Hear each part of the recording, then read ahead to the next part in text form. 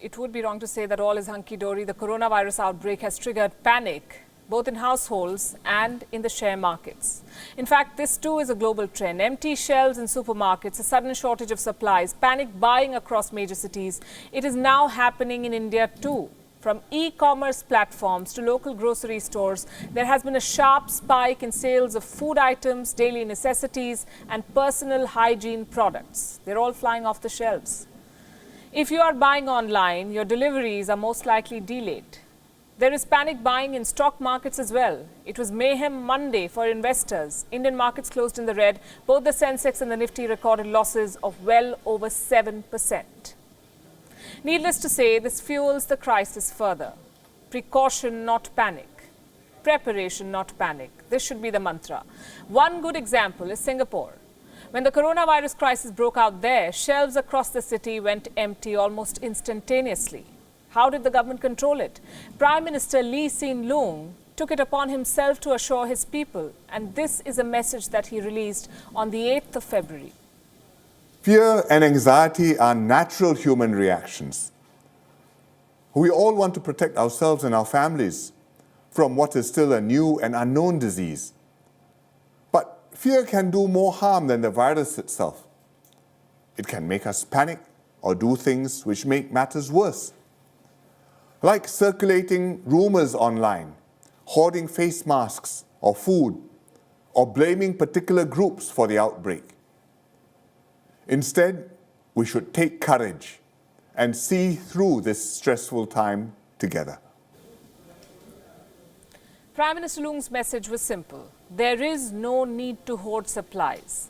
This assurance, by the way, was also followed with special measures. The government of Singapore was able to restore confidence among the people. And to be fair, Singapore is a much smaller country and I guess logistically much easier to handle in these terms. But it's very important to focus on their approach, reassurance, and then action. On the other side of the spectrum is China. First in denial, then cracking down on its own people. It led to panic. There were long queues outside supermarkets. Then we come to Japan. Japan's initial response was mild. Later, Prime Minister Shinzo Abe shut down all schools. We at WION have been covering this story from the very beginning, and we've been saying one thing all along. Coronavirus is scary, but most people recover.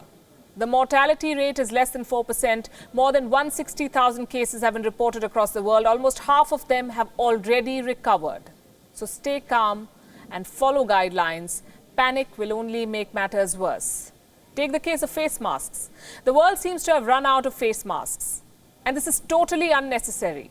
Look at what experts say. Not everyone needs a mask. Let me repeat that. Not everyone needs a mask. It is only for those who might be showing symptoms or for those who are around possibly infected individuals. Most people now know this. They know they don't need a mask and yet they want to buy masks just in case. And this has caused an acute shortage. And such shortages could do real damage. In America, for example, the US Surgeon General had to plead with citizens to stop buying face masks. This was to ensure that health workers on the front lines get the supplies that they need. Japan had to introduce penalties for the resale of masks. E-commerce website eBay banned new listings for health products.